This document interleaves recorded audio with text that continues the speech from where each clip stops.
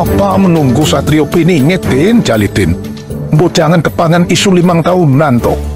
Tiap pemilu kowe kok mesti aku takon bab Satrio Piningit terus.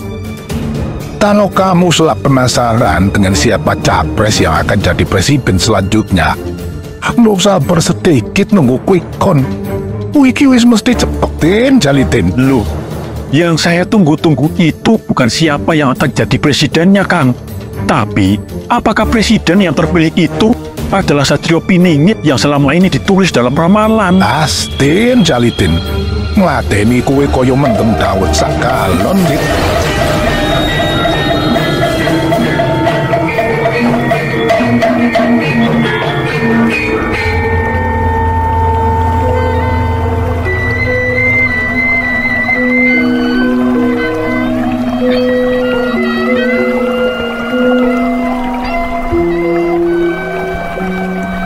Jadi itu alasanmu kemari, Tin? Enggih, Mbah. Leres. Saya terus terang saja mangkel sama jawaban Kang Jingin. Tapi saya juga masih penasaran tentang Satrio Piningit itu sendiri. Jadi saya datang ke Mbah Purwo sekarang ini untuk mendapat babaran tentang Satrio Piningit. Ya, sedikit banyak yang dikatakan si Jingin itu benar, Tin. Untuk apa kita menunggu-nunggu sekedar Satrio Piningit? Yang kita tunggu seharusnya lebih dari itu, Tin. Weh, maksud Mbah Purwo, pripun toh? Begini, Tin. Selama ini kita telah mendapatkan 2 istilah, yakni Satrio Piningit dan Ratu Adil. 2 hal tersebut kadang dianggap sama, meski sebenarnya berbeda, Tin. Satrio Piningit tidak bisa dikebiah-uyah begitu saja sebagai Ratu Adil. Secara harafiah, Satrio Piningit memiliki arti seorang kesatria yang disembunyikan di dalam pingitan alam. Sementara secara substansial, Satrio Piningit adalah seorang calon pimpinan negara yang masih dirahasiakan oleh zaman. Karena masih dirahasiakan zaman, banyak orang hanya bisa menduga-duga atau memprediksikan siapa sosok itu sebenarnya. Tin, Satrio Piningit belum tentu Ratu Adil. Dia yang disebut Ratu Adil tentu saja harus memiliki sikap adil. Seorang Ratu Adil konon harus sinisihan wahyu. Dia memiliki wahyu keprabon yang membuatnya senantiasa bersikap adil kepada seluruh kaula, tanpa mengutamakan kepentingan pribadi, keluarga, ataupun kelompok yang telah mendukungnya naik menjadi pemimpin negara. Dia haruslah orang yang tegas, berdiri di atas segala golongan tanpa rasa takut. Kesempurnaan dari 2 konsep itu tentu saja adalah Satrio Piningit sinisihan wahyu adil. Seseorang yang menjadi pemimpin negara sekaligus mampu menegakkan keadilan untuk semua. Satrio Piningit sama Ratu Adil menjadi sosok yang begitu ideal dengan wataknya yang ugahari, jujur, tegas, membela kebenaran, ramah, rendah hati, sekaligus cinta kedamaian. Bahkan saking idealnya muncul istilah manusia setengah dewa. Mengacu pada karya-karya Raden Ronggowarsito sebelum munculnya eksistensi Ratu Adil, ada beberapa Satrio Piningit yang bakal memimpin negeri. Mereka adalah Satrio Imjolo Nurwo Kuncoro, Satrio Mukti Wibowo Kesandung Kesampar, Satrio Jinumput Sumno Atur, Satrio Lelono Topo Merami, Satrio Piningit Amung Tumo, Satrio Boyong Pambukaning Kapuro dan Satrio Pinandito Sinisian Wayu alias Satrio Piningit Samratu Adil yang ditunggu-tunggu itu, Tim. Oh ya. Saya mengerti sekarang. Itu artinya Satrio Piningit ternyata banyak toh. Dan ternyata Satrio Piningit yang paling spesial dan paling ditunggu itu adalah yang Satrio Pinandito Sinisian Wayu tadi. Lalu seperti apa ciri-ciri sosoknya, Mbah? Untuk pertanyaanmu itu, kita bisa merujuk pada sastra-sastra seperti Wangsit Ciliwangi, Serat Musara, dan Serat Sabdo Palon untuk mendapat gambarannya, Tim. Menurut Wangsit Ciliwangi, Satrio Piningit Samratu Adil dalam naskah ini disebut sebagai budak angon atau penggembala.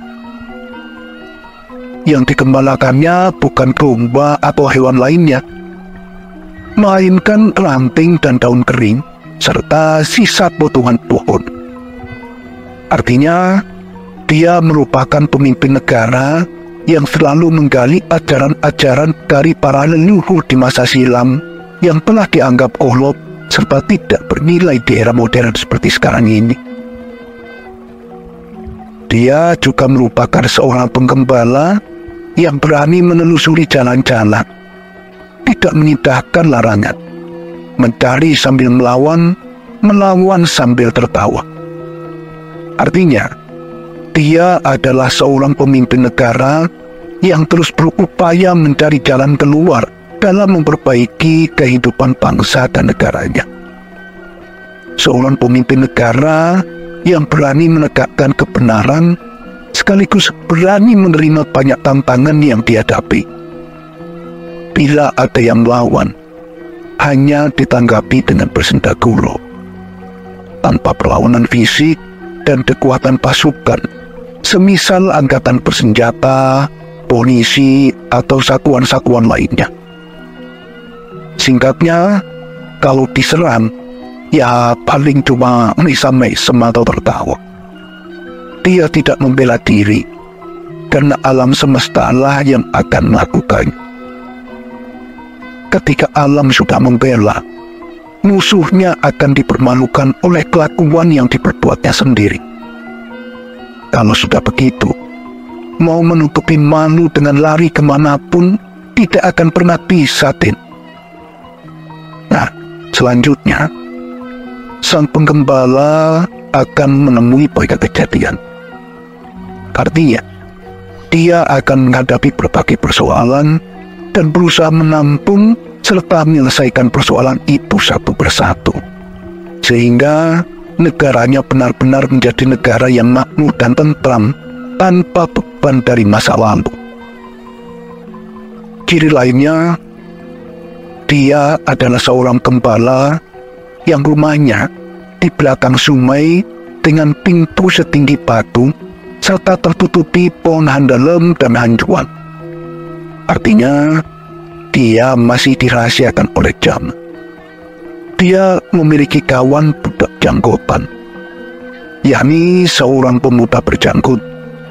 Sementara kemunculan perdananya terjadi sesudah dia tinggal di Lebak Cawini, suatu lembah berbentuk cawan dan diduga terletak di seputar Gunung Perahu Semarang. Nah, itu jika merujuk pada Wangsit Ciliwangi. Tapi kalau mengacu pada Serat Musara, pada bait-bait terakhirnya Satrio Piningit Samratu Adil memiliki ciri-ciri sebagai berikut. Dia merupakan putra Batar Indra yang berhati mulia dan selalu memancarkan air kehidupan bagi sesamanya, memberikan minuman bagi orang-orang yang dahaga, memberikan kesejukan jiwa bagi orang-orang yang kegerahan. Dia merupakan dewa berbadan manusia dan berparas Batara Kresna. Artinya, dia yang memiliki kulit hitam atau sawo matang.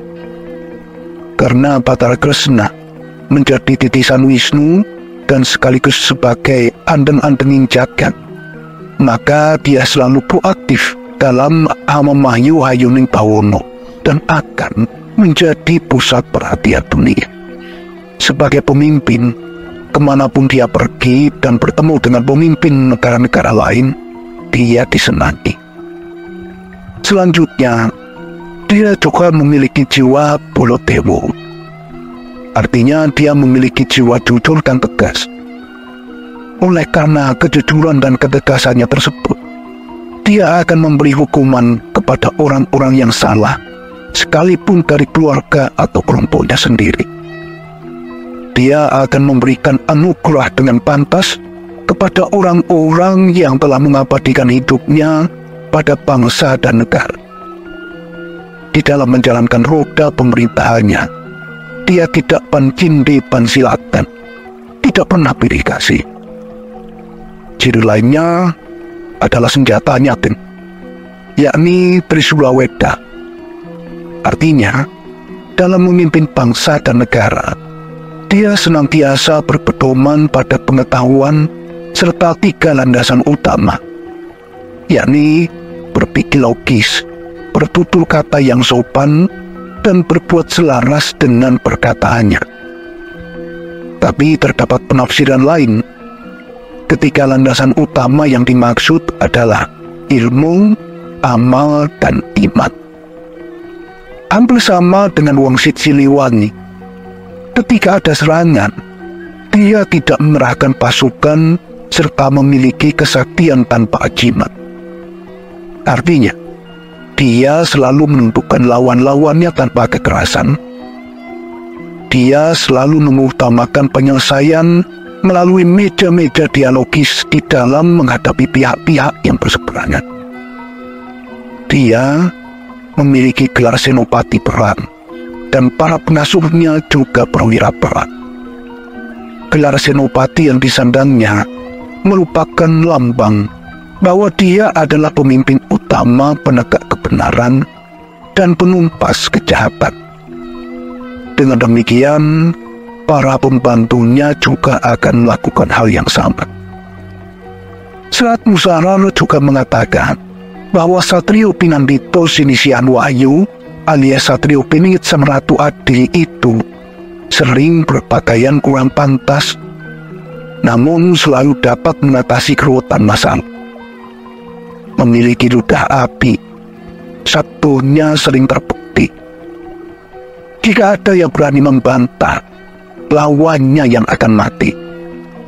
Maksudnya, apa yang dikatakannya secara terbuka selalu terbukti.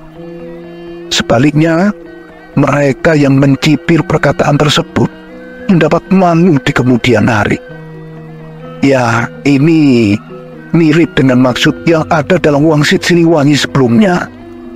Dia dibela oleh semesta tanpa perlu membela diri. Dia tidak mau dihormati orang setanah Jawa. Lebih suka membiarkan dirinya dihina di mana-mana daripada dipuji-puji orang. Pujian hanya akan memberi peluang bagi orang lain untuk menjilat badannya. Dia tidak mau terlena dalam bahaya pujian.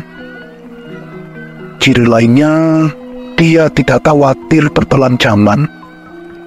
Artinya, dia tidak takut bila tidak tercatat dalam kitab sejarah. Tidak takut bila jabatannya sebagai pemimpin negara digantikan oleh orang lain. Mengingat pengabdiannya memang setulusnya untuk rakyat, bangsa, dan negaranya. Bukan mencari ketenaran, pujian, harta benda, kekuasaan, serta penghargaan apapun baik dari dalam maupun luar negeri. Dia berasal dari kalangan biasa. Bukan pandita, namun uniknya disebut pandita. Bukan dewa, tapi dihormati Pak Dewa, sehingga banyak orang besar menghormatinya. Sebaliknya, meski dia mendapat penghormatan sedemikian rupa, dia justru menyembah pada kaulanya. Ini menjadi mirip dengan pemahaman Sri Sultan Hamengkubuwono IX yang sempat mengagetkan publik masa itu dengan istilah tahta untuk rakyat. Pemimpin negara adalah abdi, sementara kaulah yang menjadi tuan utamanya. Ya. Meski tidak terlalu sama, tapi jika menyimak pesan yang terdapat di dalamnya, sepertinya nyaris serupa ya, Mbah? Memang iya, Tim. Demikian juga jika melihat ciri-ciri dalam serat lainnya, yakni serat Sabto Palon. Yang membedakannya, dalam serat ini, sosok yang ditunggu-tunggu itu diidentifikasi sebagai orang Jawa. Dia adalah orang Jawa Tulen dan memiliki nama tua. Dia juga memiliki pengetahuan yang sangat luas dan memadai, khususnya dalam hal pengetahuan ajaran-ajaran leluhur yang diamalkan dan diteladani oleh seluruh kaulanya. Yang menarik, dia menjadi guru bagi orang Jawa yang telah kehilangan kejawaannya. Artinya, ajaran yang diberikannya bukan sebatas tata cara, tradisi, dan kebudayaan Jawa, namun pula bagaimana menjadi orang Jawa yang berkepribadian Jawa, Tin. Selain masalah ciri-ciri, apakah juga ada tanda-tanda lainnya, Mbah?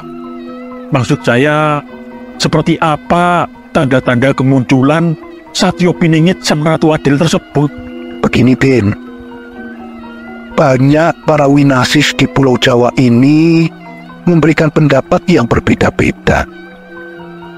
Tapi secara umum, kehadiran Satrio Piningit Sang Ratu Adil itu akan ditandai dengan 3 tahapan yang berupa simbol peristiwa atau kejadian, yakni simbol Senapati, simbol Pajanegara, dan simbol Natanagara. Pada tahapan simbol Senapati, kehadiran Satrio Piningit Sang Ratu Adil akan ditandai dengan peristiwa bencana alam atau koro-koro yang menelan banyak korban. Peristiwa ini yang kemudian memotivasinya untuk meredam segala masalah. Pada tahapan simbol Pajanegara, Satrio Piningit Sang Ratu Adil yang mampu meredam bencana alam tersebut akan membawa kehidupan yang aman, damai, dan tentram bagi seluruh kaula. Sementara pada tahap simbol Natanegara, Satrio Piningit Sang Ratu Adil akan melaksanakan tatanan-tatanan baru di dalam negaranya. Pada tahapan ini, dia menjalin hubungan dengan para leluhur terdahulu. Melalui hubungan tersebut, dia akan menjamin kelangsungan hidup bangsa dan negaranya secara dinamis. Tin, Tuhan adalah penguasa semesta yang maha bijaksana. Berpijak pada segala hal yang telah disebutkan, maka kehadiran Satrio Piningit Sang Ratu Adil akan menjadi pemimpin di dalam hal memayu-hayuning Nusantara. Sebagai pemimpin, dia akan memperbaiki peradaban yang kacau balau. Dia pula yang akan membentuk tatanan-tatanan baru untuk menggantikan tatanan-tatanan lama yang cenderung menguntungkan pihak penguasa dan sangat merugikan kaula. Di dalam menjalankan tugasnya sebagai pemimpin, Satrio Piningit Sang Ratu Adil dilindungi oleh 4 unsur alam. 4 unsur alam tersebut adalah air untuk menenggelamkan siapapun yang memusuhinya, api untuk membasmi atau membumi hanguskan keangkara murkaan, tanah untuk mengubur musuh-musuhnya, dan yang terakhir adalah angin sebagai pelindung atau perisainya ketika dia tidak ingin membela diri. Begitulah konsep spiritualitas Jawa terkait Satrio Piningit Sang Ratu Adil yang aku tahu melalui sejumlah bacaan yang aku punya, Tim. Aku sendiri memiliki kesimpulan bahwa dia akan muncul begitu saja dari tempat yang tidak diketahui dan secara tiba-tiba. Konsisten dalam tiap perkataannya sejak pertama kali dikenal publik. Dan yang paling sering menjadi ciri mendasar dari kemunculan seorang Satrio Piningit adalah dia akan muncul setelah terjadinya goro-goro. Suatu peristiwa besar yang menyebabkan korban cukup banyak di pihak rakyat, baik harta benda maupun jiwa. Dan kalau diamati, hal seperti itu bukan hanya terjadi di negara kita, tapi seluruh dunia. Pemimpin besar baru selalu muncul dari situasi yang demikian, bukan dari situasi yang adem ayem. Tapi lepas dari itu semua, yang terpenting bagi kita adalah senantiasa membangun diri sendiri. Sudah lama kita diajarkan bahwa Tuhan tidak akan merubah nasib suatu kaum sebelum mereka mau untuk mengubah dirinya sendiri.